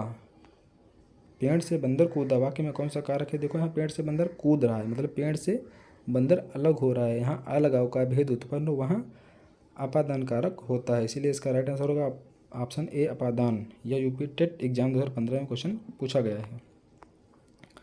उपर्युक्त वाक्य में पेड़ से बंदर के अलग होने का अर्थबोध होता है, अतः यहाँ अपादान कारक है। लड़का पेड़ से गिरा, कौन सा कारक है? यहाँ देखो लड़का पेड़ से अलग हो रहा है मतलब गिर रहा है, यहाँ पर अपादान कारक सही होगा। यह यूपी टेट एग्जाम परीक्षा 2014 में पूछा गया है। उपर्युक्त वाक्य में लड़के का पेड़ से अलग होने का अर्थ प्रकट कर रहा है, अतः यहाँ अपादान कारक होगा। चूहा बिल से बाहर निकला, चूहा बिल से बाहर निकला मतलब बिल से बाहर निकल रहा, देखो बिल से अलगाव का भेद हो रहा है, इसीलिए यहाँ पर अपादान कारक होगा। चूहा बिल से बाहर निकला, इस वाक्य में चूहा का बिल से अलग होने का भाव प्रकट हो रहा है, यहाँ अपादान कारक होगा। घोंसले में चिड़िया हैं, ए संबंध कारक, बी अपादान कारक, सी अधिकरण कारक और डी संप्रदान कारक। यह यूपी टेट एग्जाम परीक्षा 2019 में पूछा गया है। इसका राइट आंसर होगा ऑप्शन नंबर सी, घोंसले में चिड़िया हैं अधिकरण कारक। घोंसले में चिड़िया हैं इस वाक्य में अधिकरण कारक है। क्रिया के आधार को सूचित करने वाली संज्ञा सर्वनाम के स्वरूप को अधिकरण कारक कहते हैं। इसका विभक्ति चिन्ह में एवं पर है। यह घोषला आधार के रूप में प्रयुक्त है अतः इसमें अधिकरण कारक है। शेष का विवरण संप्रदान कारक, जिसके लिए कुछ किया जाए या जिसको कुछ दिया जाए, इसका संबंध बोध कराने वाले शब्द के रूप में संप्रदान कारक कहते हैं। इसके लिए चिन्ह को एवं कोल के लिए होता है। अपादान कारक, संज्ञा के जिस रूप से किसी वस्तु के अलग होने का भाव प्रकट होता है उसे अपादान कारक कहते हैं। इसका भेद चिन्ह से होता है। संबंध कारक, संज्ञा सर्वनाम के जिस रूप से किसी अन्य शब्द के साथ संबंध या लगाव प्रतीत हो उसे संबंध कारक कहते हैं। इसका चिन्ह का, की, के, रा, रे, री भी हैं। अगला क्वेश्चन, निम्न में से अधिकरण कारक का प्रयोग हुआ है। निम्न में से निम्न शब्द में अधिकरण कारक का प्रयोग हुआ है। वाहन, रोड, सत्ताधीश, गंगा जल, रेखा चित्र। यह यूपी टेट एग्जाम परीक्षा 2014 में पूछा गया क्वेश्चन है। अधिकरण कारक का प्रयोग किसमें हुआ है? ऑप्शन नंबर ए में, वाहन आरूढ़। यहाँ वाहन पर आरूढ़। अधिकरण का अर्थ है जिसके आधार पर कोई वस्तु टिकी हो। जिसके आधार पर कोई वस्तु टिकी हो अर्थात जिस आधार को सूचित करने वाली संज्ञा सर्वनाम का स्वरूप निर्धारित होता है उसे अधिकरण कारक कहते हैं। वाहनारूढ़ का विच्छेद वाहन पर आरूढ़ होता है, यहाँ अधिकरण कारक है। अगला क्वेश्चन, राम आम खाता है। वाच्य में कौन सा रूप है? भाववाच्य, कर्मवाच्य, कृतवाच्य या उभयवाच्य। यह यूपी टेट एग्जाम 2019 में और यूपी टेट PLSC राजस्व निरीक्षक परीक्षा 2016 में क्वेश्चन रिपीट हुआ है। इसका राइट आंसर का option number C, option C, कृतवाच्य। राम आम खाता है, यहाँ कृतवाच्य में है। क्रिया के उस परिवर्तन को वाच्य कहते हैं जिसके द्वारा हम इस बात का बोध होता है कि वाक्य के अंतर्गत कर्ता, कर्म अथवा भाव इनमें से किसकी प्रधानता है, इनमें से किसके अनुसार क्रिया के पुरुष वचन आदि आए हैं। इसी आधार पर वाच्य 3 प्रकार के होते हैं: कृतवाच्य, कर्मवाच्य, भाववाच्य। प्रश्न में आए वाक्य की क्रिया का लिंग वचन वाक्य के कर्ता राम के लिंग वचन के अनुसार है अतः यहाँ कृतवाच्य है। मुझसे खड़ा भी हुआ नहीं जाता, इस वाक्य में वाच्य है भाववाच्य, कर्मवाच्य, कृतवाच्य या अन्य। यह यूपी टेट एग्जाम परीक्षा 2018 में पूछा गया है। इसका राइट आंसर का ऑप्शन नंबर ए, भाववाच्य। मुझसे खड़ा भी नहीं हुआ जाता। मुझसे खड़ा भी हुआ नहीं जाता इस वाक्य में भाववाच्य होगा। भाववाच्य में कर्ता और कर्म के स्थान पर क्रियाएं ही प्रधान होती हैं। मुझसे उठा नहीं गया वाक्य में वाच्य है कृतवाच्य, कर्मवाच्य, भाववाच्य। उपयुक्त में से कोई नहीं। यह यूपी टेट एग्जाम परीक्षा 2017 में पूछा गया। इसका राइट आंसर का ऑप्शन नंबर सी, भाववाच्य। मुझसे उठा नहीं गया में भाववाच्य होगा। मुझसे उठा नहीं गया इस वाक्य में भाववाच्य है क्रिया का वह रूपांतर जिसमें वाक्य में क्रिया अथवा भाव की प्रधानता का बोध हो, उसे भाववाच्य कहते हैं। अगला क्वेश्चन, उससे बैठा नहीं जाता में कौन सा वाच्य है? ए, भाववाच्य, बी, कर्मवाच्य, सी, कृतवाच्य या डी कोई नहीं। यूपी टेट 2021 परीक्षा में निरस्त हो गया, इसमें पूछा गया क्वेश्चन है उससे बैठा नहीं जाता। इसका राइट आंसर का ऑप्शन नंबर ए, भाववाच्य। उससे बैठा नहीं जाता। उपयुक्त वाक्य में भाववाच्य है उस वस्तुतः क्रिया के उस रूपांतर को भाववाच्य कहते हैं जिसमें क्रिया अथवा भाव की प्रधानता का बोध वाक्य में हो। उससे टहला नहीं जाता, धूप को सहा नहीं जाता इत्यादि इसके अन्य उदाहरण हैं भाववाच्य के। प्रयोग के आधार पर वाच्य के भेद कितने होते हैं? 3 होते हैं: कृतवाच्य, कर्मवाच्य, भाववाच्य। क्वेश्चन नंबर अगला है, आहा, आप आ गए। वाक्य में आहा शब्द है, क्या है? संज्ञा है, सर्वनाम है, अव्यय है, विशेषण है या यूपी टेट एग्जाम परीक्षा 2000 क्वेश्चन 11 में पूछा गया। इसका राइट आंसर होगा ऑप्शन नंबर सी, आहा अव्यय है। आहा, आप आ गए इस वाक्य में आहा अव्यय शब्द है। यहाँ विस्मयबोधक अव्यय का भेद है। कौन सा शब्द अव्यय नहीं है? आज, कल, इधर, किसे। यह उत्तराखंड टेट एग्जाम परीक्षा 2013 में क्वेश्चन पूछा गया है। इसमें किसे जो है अव्यय नहीं है। किसे अव्यय नहीं बल्कि एक प्रश्नवाचक शब्द है, अन्य शब्द अव्यय हैं। अगला क्वेश्चन है, राम धीरे धीरे पढ़ता है में कौन सा अव्यय है? संबंध बोधक अव्यय, क्रिया विशेषण अव्यय, समुच्चय बोधक अव्यय या विस्मयादि बोधक अव्यय। यूपी टेट 2021 निरस्त परीक्षा में पूछा गया है। इसका राइट आंसर होगा ऑप्शन नंबर बी, क्रिया विशेषण अव्यय। राम धीरे धीरे पढ़ता है। कैसे पढ़ता है? धीरे धीरे पढ़ता है। राम धीरे धीरे पढ़ता है। वाक्य में क्रिया विशेषण अव्यय धीरे धीरे का प्रयोग हुआ है।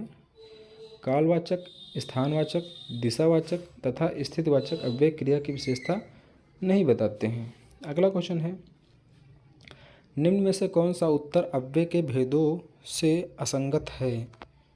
क्रिया विशेषण अव्यय, विसर्ग बोधक अव्यय, संबंध बोधक अव्यय या समुच्चय बोधक अव्यय। राजस्थान टेट एग्जाम 2012 में क्वेश्चन पूछा गया। इसका राइट आंसर होगा ऑप्शन नंबर बी, विसर्ग बोधक अव्यय अव्यय के भेदों से असंगत है।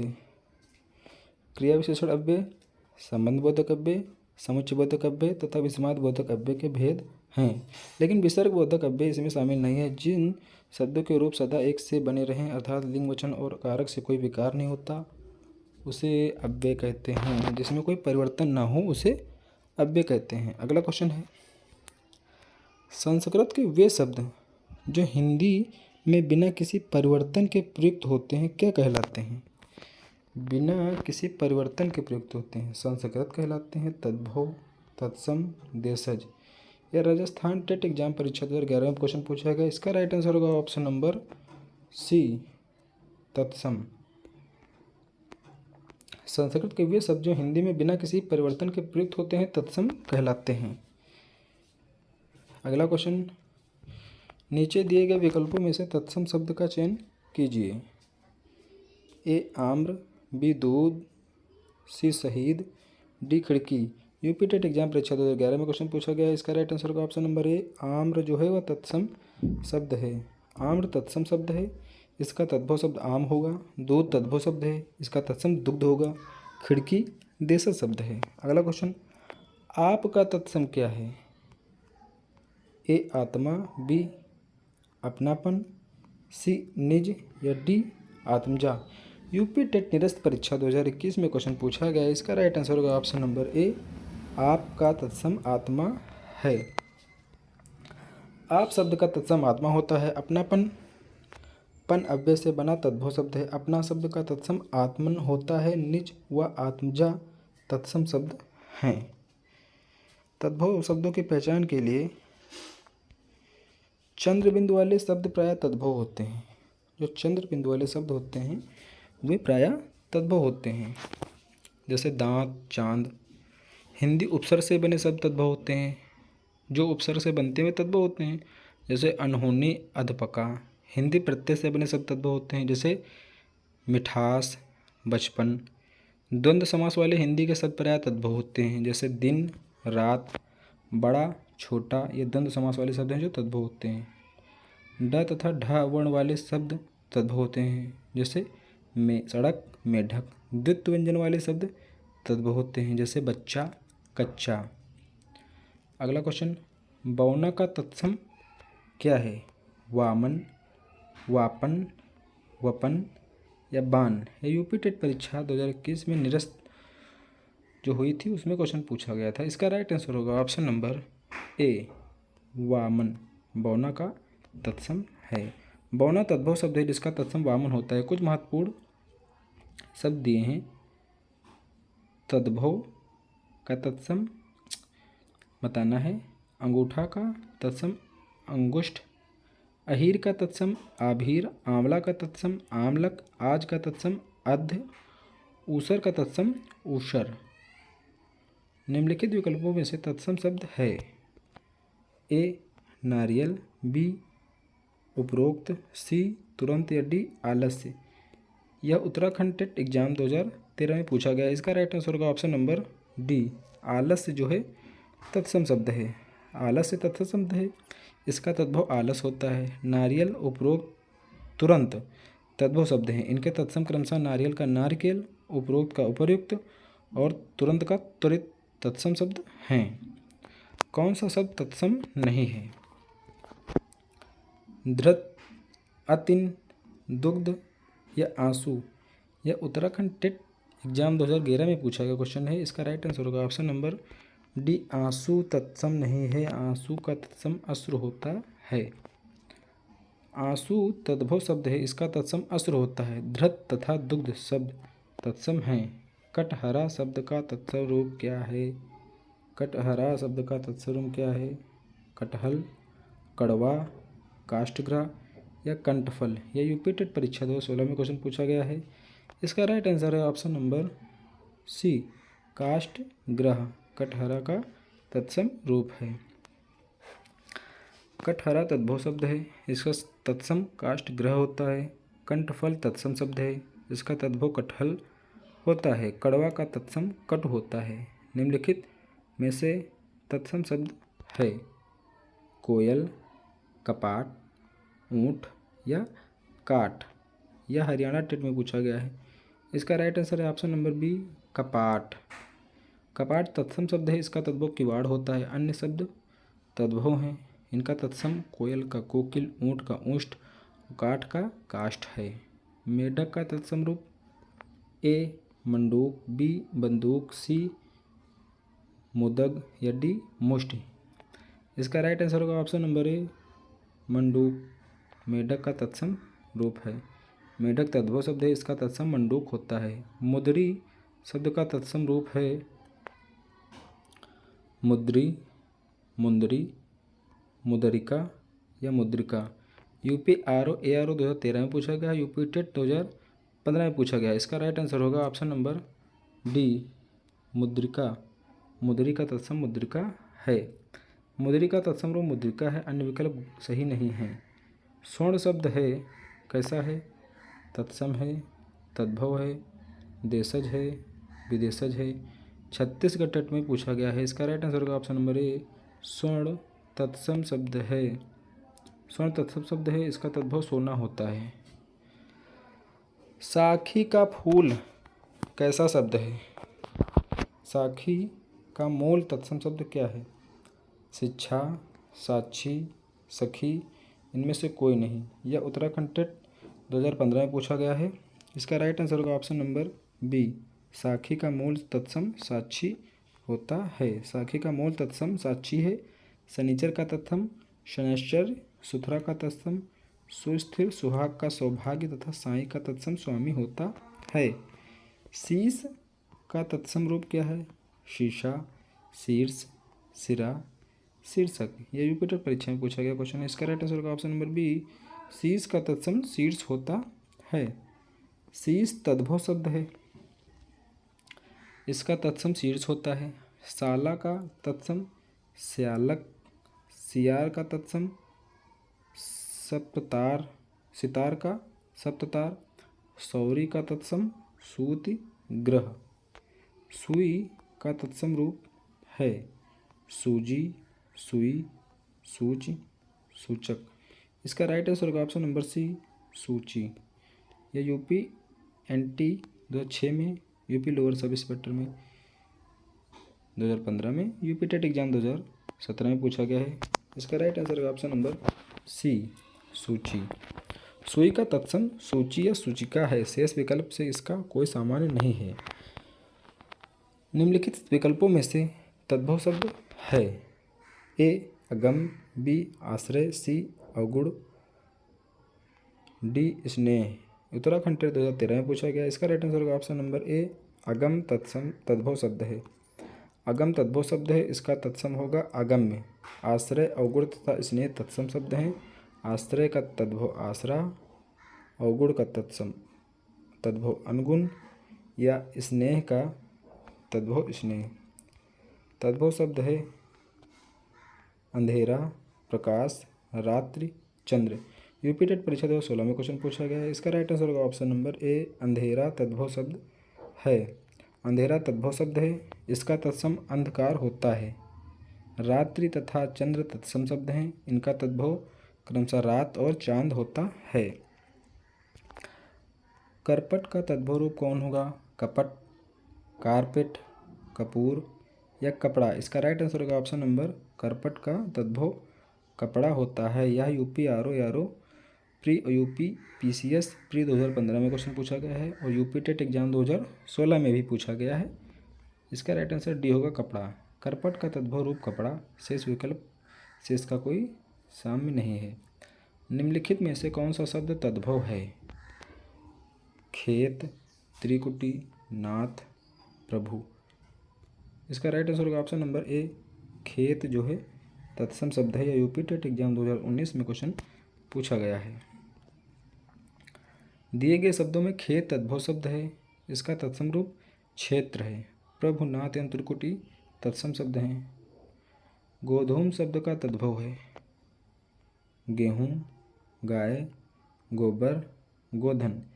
यह पीजीटी परीक्षा 2004 में पूछा गया है, यूपी टेट एग्जाम 2017 में भी रिपीट हुआ है।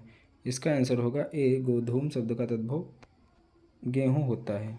गोधूम तत्सम शब्द है, इसका तद्भव गेहूँ होता है। गाय तत्सम गो, गोबर का तत्सम गोमय, ग्वाला का तत्सम गोपालक होता है। अगला क्वेश्चन, निम्नलिखित में से कौन सा शब्द तद्भव है? मधु, मधुकर, भ्रमर, भंवरा। यह इसका राइट आंसर होगा ऑप्शन नंबर डी, भंवरा तद्भव शब्द है। यह UP R O A R O 2010, UP R O A R O 2013 में रिपीट हुआ, यूपी टेट एग्जाम 2015 में रिपीट हुआ। यह हो सकता है 2026 में भी रिपीट हो। अगला क्वेश्चन देखते हैं। भंवरा तद्भव शब्द है, इसका तत्सम भ्रमर है। मधु तथा मधुकर भंवरा के पर्यायवाची हैं। निम्नलिखित में से तद्भव शब्द है भ्रमर, अग्नि, मस्तिष्क तथा मछली। इसका राइट आंसर होगा ऑप्शन नंबर मछली। मछली का यह यूपी टेट परीक्षा 2015 में पूछा गया है। मछली तद्भव शब्द है, इसका तत्सम मत्स्य है। भ्रमर, अग्नि तथा मस्तिष्क तत्सम शब्द हैं, इनका तद्भव क्रमशः भ्रमर का भंवरा, अग्नि का आग, मस्तिष्क का माथा तद्भव होता है। दिए गए विकल्पों में से तद्भव शब्द का चयन कीजिए। ए, बैंक, बी, अमीर, सी, अग्नि या डी, मुँह। यूपी टेट एग्जाम परीक्षा 2011 में क्वेश्चन पूछा गया है। इसका राइट आंसर होगा ऑप्शन नंबर डी, मुँह तद्भव शब्द है, इसका तत्सम मुख होता है।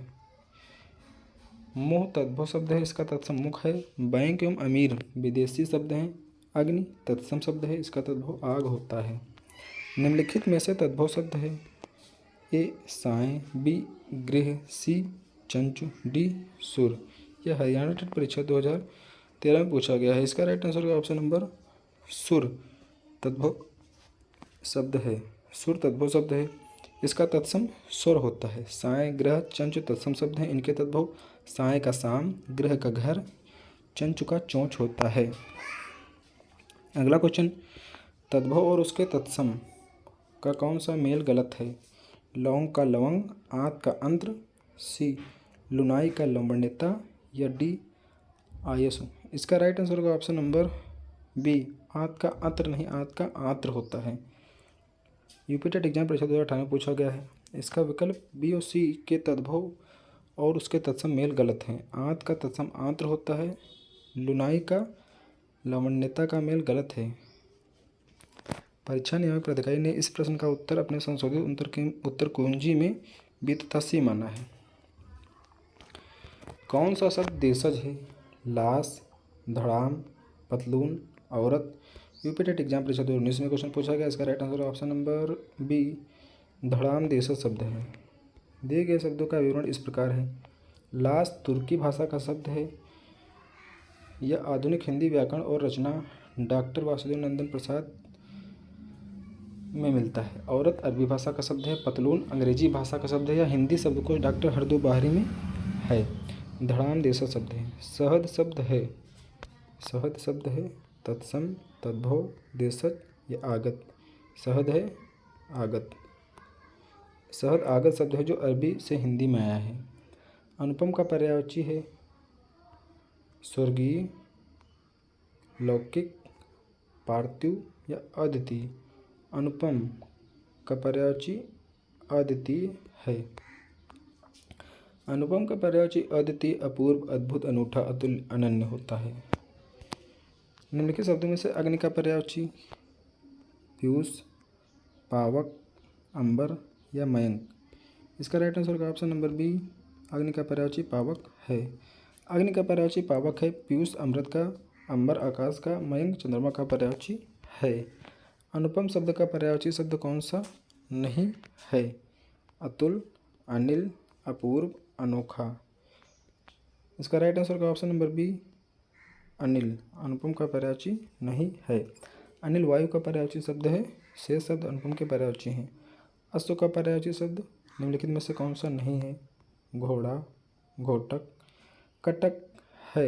इसका राइट आंसर का ऑप्शन नंबर सी कटक। घोड़ा का पर्यायवाची नहीं है। कटक का अर्थ सेना होता है। शेष अश्व के पर्यायवाची हैं। निम्नलिखित में से कौन सा कामदेव का पर्यायवाची शब्द नहीं है? कौन सा कामदेव का पर्यायवाची नहीं है? मनमथ, मनोज, अनंग, डी मरीच। इसका राइट आंसर का ऑप्शन नंबर डी मरीच। मनमथ, मनोज तथा अनंग कामदेव के पर्यायवाची हैं, जबकि मरीच किरण का पर्यायवाची है। कौन सा शब्द जंगल का पर्यायवाची नहीं है? अटवी, कांता, कांतार, कानन। इसका राइट आंसर का ऑप्शन नंबर बी कांता जंगल का पर्यायवाची नहीं है। कांता शब्द जंगल का नहीं बल्कि स्त्री का पर्यायवाची अर्थ होता है। जानवी शब्द का पर्यायवाची कुमुदिनी, रश्मि, नलिनी या मंदाकिनी। जानवी शब्द का पर्यायवाची होता है मंदाकिनी। जानवी शब्द का पर्याय है मंदाकिनी, सुरसरी, गंगा, भागीरथी, द्योपगा, विष्णुपदी, त्रिपथगा। अगला क्वेश्चन, तरणी का पर्यायवाची शब्द है। तरणी का पर्यायवाची है सूर्य, नाम, युवती, नदी।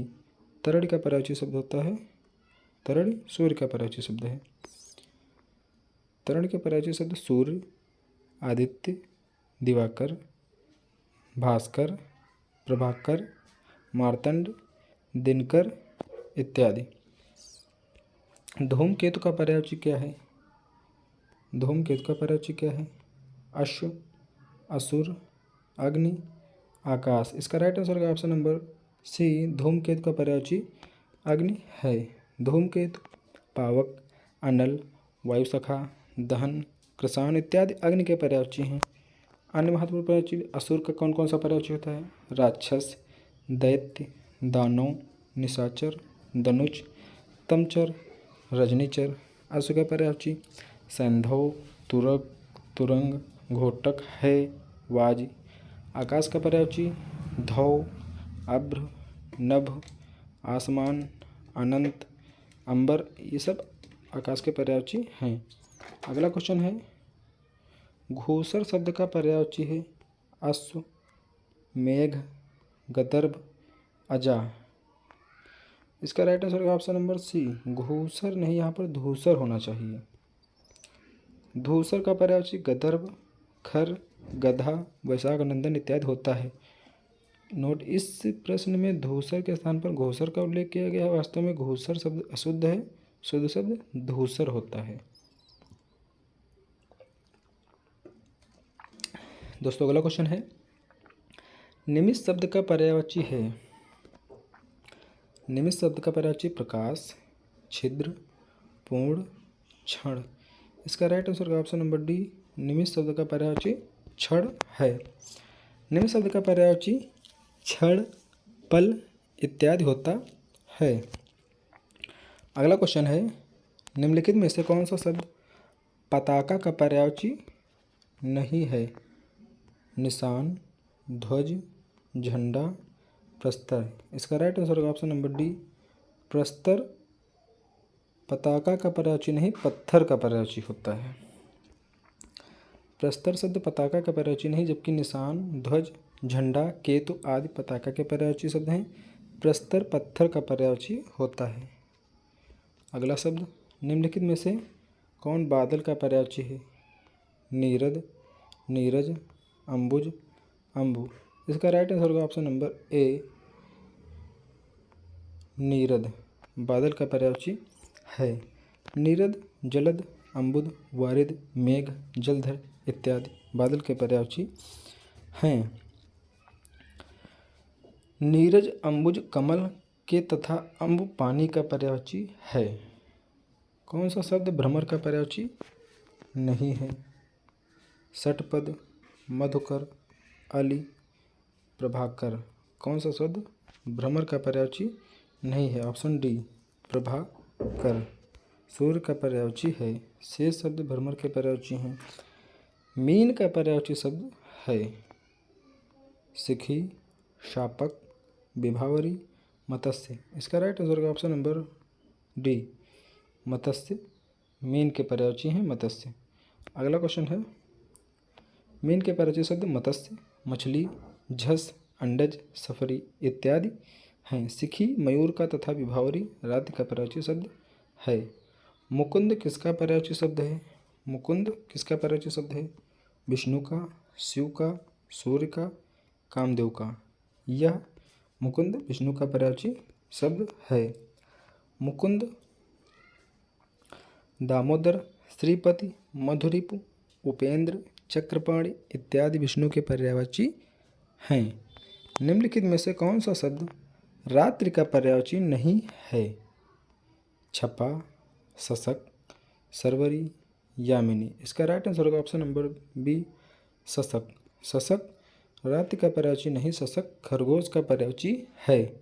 जबकि अन्य रात्रि का पर्यायवाची, रात्रि के अन्य पर्यायवाची रजनी, निशा, विभा, विभावरी, त्रियामा, तमी, तमिश्रा इत्यादि हैं। अगला क्वेश्चन, निम्नलिखित में से कौन सा शब्द सूर्य का पर्यायवाची नहीं है? दिनकर, रवि, अंशुमाली, यामिनी। इसका राइट आंसर है ऑप्शन नंबर डी यामिनी सूर्य का पर्यायवाची नहीं है। यामिनी शब्द रात का पर्यायवाची है। शेष शब्द सूर्य के पर्यायवाची हैं। अनुरक्त शब्द का विलोम अनुरक्ति, विरक्ति, अनर्थ या विरक्त। इसका राइट आंसर होगा ऑप्शन नंबर डी विरक्त। अनुरक्त का विलोम विरक्त। अनुरक्त शब्द का विलोम विरक्त होता है, जबकि अनुरक्ति शब्द का विलोम विरक्ति होता है। अनर्थ शब्द का विलोम अर्थ होता है, अनर्थ का अर्थ। अगला क्वेश्चन, अत्यधिक का विलोम क्या है? अत्यधिक का अत्यल्प, अत्यधिक, अनधिगत या अनधीन। इसका राइट आंसर होगा ऑप्शन नंबर ए अत्यल्प। अत्यधिक का विलोम अत्यल्प होता है। अगला क्वेश्चन, अर्वाचीन शब्द का विलोम होगा प्राचीन, अद्यतन, अधुनातन, सनातन। इसका राइट आंसर होगा ऑप्शन नंबर ए अर्वाचीन। प्राचीन का विलोम है। अर्वाचीन शब्द का विलोम प्राचीन होगा। अधुनातन का विलोम पुरातन, अद्यतन का विलोम पूर्वतन या अनाद्यतन होता है। अभिज्ञ शब्द का विलोम अज्ञ होता है, जबकि विज्ञ का प्रज्ञ अज्ञ शब्द के विलोम है। चतुर शब्द का अर्थ चालक होता है। अभिज्ञ शब्द का विलोम अनभिज्ञ भी होता है। अभिज्ञ शब्द का विलोम विकल्पों में अविज्ञ हो सकता है। यदि विकल्प में अभिज्ञ नहीं है तो भिज्ञ का इसके विलोम के रूप में चयन किया जाएगा। अगला क्वेश्चन है, आचार का विलोम शब्द है। आचार का विलोम शब्द है अनाचार, अनाचार, अत्याचार या विचार। इसका राइट आंसर होगा ऑप्शन नंबर ए अनाचार। आचार का विलोम अनाचार। उन्मूलन का विलोम शब्द होता है आमूलन, निमूलन, समूलन या रोपड़। इसका राइट आंसर होगा ऑप्शन नंबर डी रोपड़। उन्मूलन का विलोम रोपड़ होता है। उन्मूलन शब्द का विलोम रोपड़ या आरोपण है। शेष विकल्प इस संदर्भ में उचित नहीं है। निमीलन शब्द का विलोम उन्मीलन है। निमीलन शब्द के ही समानार्थी शब्द आमीलन एवं सम्मिलन भी हैं। अगला क्वेश्चन है, उत्कर्ष शब्द का विलोम है आकर्ष, अनुत्कर्ष, अपकर्ष, आकर्ष। इसका राइट आंसर का ऑप्शन नंबर सी उत्कर्ष का विलोम अपकर्ष है। उत्कर्ष शब्द का विलोम अपकर्ष होता है, जबकि अकर्ष, अनुत्कर्ष तथा आकर्ष शब्द भिन्न अर्थ प्रकट करते हैं। अगला क्वेश्चन, ऋजुता का सही विलोम ए टेढ़ापन, वक्रता, बांकापन, तिरछापन। इसका राइट आंसर होगा ऑप्शन नंबर बी वक्रता। ऋजुता का सही विलोम वक्रता होता है। ऋजुता का सही विलोम वक्रता होता है। अगला क्वेश्चन, ऋत का विलोम क्या है? अनृत, वक्र, विकीर्ण, अनैक्य। इसका राइट आंसर होगा ऑप्शन नंबर ए, ऋत का विलोम अनृत होता है। ऋत शब्द का विलोम अनृत होता है। ऋत शब्द का अर्थ सत्य, अनृत शब्द का विलोम अर्थ झूठ होता है। ऋजु का विलोम सीधा, सरल, त्रिकोण या वक्र। इसका राइट आंसर होगा ऑप्शन नंबर डी, वक्र।